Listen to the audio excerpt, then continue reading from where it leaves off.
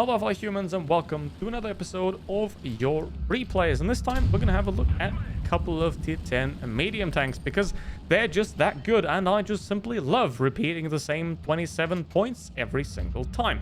It is lovely. Now we start off with the STB1 at 3,300 DPM, 245 millimeters of penetration, 330 alpha damage, 320 alpha damage for the premium round, which means you can spam Pramo if you want. The dispersion is not great, and the power is very good. The armor, however, on this vehicle, well, it's a bit of a two-way sword here because the turret is very good. It does have a cupola, unfortunately, so you have to keep this vehicle moving back and forth. The hull, however, it's pretty much paper and you should try to hide it at all costs. But here's the thing. If you're a good player, then it's not gonna be a problem. And remember, the only thing you need to do to be a good player is to be better than all the noobs, and that's not really that hard, and the only thing you essentially have to do there is pay attention to what you're doing, because Blitz is a essentially strategy game. If you understand the strategy that goes into it, if you understand what's happening, then you're gonna do pretty well. It's not rocket science, it's just strategy and a little bit of human psychology as well, but it's not really that applicable here.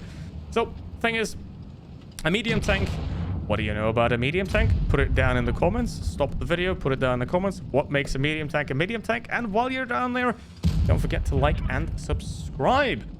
All right, now, you're back? Good. What makes a medium tank a medium tank? Well, it can do a little bit of everything. It's not really slow. It's not really too fast, like a light tank. I mean, then again, the difference between light tanks and medium tanks is just that light tanks keep their camo rating. The rest, they're identical in terms of function. But a medium tank can do pretty much everything and can play any role, and often can also play any position if you are good enough to pull it off. Something like an STB, however, does perfectly shine in a gun depression situation with 11 degrees gun depression, which is just, it's too much gun depression. I mean, that's so much depression. I mean, it's impressive. It's about as much depression as I get whenever I log into, well, never mind. So, this vehicle is a great tank. I highly recommend picking it up. However, the tech tree before this thing is horrible. I mean, especially the STA1 is about as good as these driving skills here. But I do that myself as well, so don't bother driving well if you can shoot well, basically. Or maybe you do. But despite my jokes, 4.5k damage. And at this point, a 2 versus 3 situation and a nearly full HP, 60 TP. And even worse, this is Supremacy mode, which is lovely. The enemy team does have a massive advantage because they have one capture circle active and they're also close to 1,000 points at 800. Now, what's important here? In any 1vx situation, as always, take out the target. That's the easiest first. In this case, this guy, because he's also the most dangerous target right now, because he's right in front of you.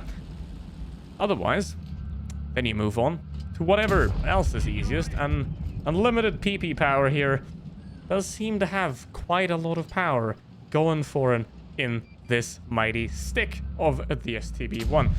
Now, what makes the STB1 special is mainly two things. It's gun depression and its newly acquired ability to constantly spam premium rounds without ever having to think about what you're not going to pen, because you're only going to lose about 100 DPM from your gun if you choose to permanently fire premium rounds. However, you're also going to lose a lot of creds because it's obviously quite expensive, and that is 6.69k damage. Nice. I know. The only... Luck is always a factor, by the way. Remember that. Any good game involves luck. If you don't have luck in life, you will achieve nothing. Because no matter how talented and hardworking you are, if you have no luck, you will achieve absolutely nothing. However, at this point, you need that luck because... 980 points. It's kicking up and it's going there and it's now 1,000 points, but 995. And it got interrupted. Unlimited PP power interrupted the cap circle at 995 points. 5 away from the end. And now he is in a better spot, or they are in a better spot right here, because they don't have to worry about the cap points. And there we go, down from the heavens with the shot. Damn, that is pretty damn impressive. However, work on those driving skills. Speaking of skill, is something that you need a lot of playing the Leopard 1. One of the best tier 10s in the game if you know what you're doing. So for most players, it's not the best tier 10 in the game. It's not even close to it. 4k DPM, basically, which is quite a lot. 360 alpha damage, which is more than the average of tier 10 mediums. Excellent accuracy and outstanding mobility, faster than some light tanks, but the armor is that. So any mistake that you're going to make will get punished. Now, you could theoretically grind this vehicle as your first tier 10 and you jump entirely into the cold water and learn simply by being destroyed over and over again. But I don't find that to be very fun, because obviously the most important thing of any game that you play is the fun. If you're not having fun, don't play the game, because you're just wasting your time if you're not having fun. If you're having fun, you're having a good time. With a vehicle like this, it is an incredible amount of fun if you are pulling it off properly. However, something like a Jagdpanzer 100 can also be a lot of fun if that's what you enjoy. So basically, what I'm saying, even though I'm saying that medium tanks are the best tanks to play, don't let me tell you what you enjoy. That's also something very important. Any guide, any review, any video is just a, well, it's a help crutch, basically. Maybe you've broken your leg and you need some help, but you still have legs, so use them. And the Leopard's legs go pretty damn quickly, given that it's faster than most light tanks in the game. I mean, light tanks don't... The term light tank in Royal Tanks Blitz doesn't mean anything besides it has more camo. That's it. So there is no, like, scouting thing going on here. But this thing, it has light tank mobility. But it has 4,000 DPM with a absolute laser of a boomstick, which is used very well right here. 2 minutes in, 4.5k damage done already. I mean, there's something for your teammates at that point. I mean, yo, because if you're just hard carrying, your teammates ain't gonna have a lot of fun. But at least hard carrying is better than doing 0 damage, at least, which is not cool. But now, yeah, Panzer E100. I don't quite know what he's thinking. If he's thinking, probably isn't thinking, given where he's playing from. Don't go to that side on this map. That's just don't go there. It's a very bad idea. And now the ST1 is going to regret a lot of his life choices, given that he's now going to get absolutely wrecked by a Type 71 and a Leopard 1. And that leaves unpronounceable name in the Leopard 1 with only one remaining enemy. And that's another Leopard 1, because the only thing that can beat a Leopard 1 is a better Leopard 1. You know who the better Leopard 1 in this case is at 7,000 damage. Jeez, I don't even get those kind of games. I mean, I'm not trying, but bam. Well done. Congratulations. Leopard is amazing. And the CS63, however, it's not that amazing. If you're thinking about grinding it, stop thinking about it, because this vehicle essentially 3.3k DPM, 340 alpha damage, 0.31 accuracy, 8 degrees of gun depression, similar-ish mobility to the STB1, but it doesn't have quite the gun depression. It also doesn't have very good premium rounds because they are APCR, which means you can't really run calibrated and get a great result out of it, because for APCR, you get 5% extra penetration. For heat, you get 10%, so not really great there. Let's have a look at the armor. Maybe that saves it. It doesn't at all. Like, that's just... It doesn't have any armor, really. Not great. So, is this vehicle worth getting it? No. Just not. While the STB and the Leopard are amazing vehicles, this one is about mid. Just about. It's not AMX-30B type level of garbage, but it's M60 level of why do you even need it? In case you don't know, the M60 is not a premium tank. It doesn't make premium credits, therefore obtaining it is utterly pointless. So, I'm not complaining. I got it for free though.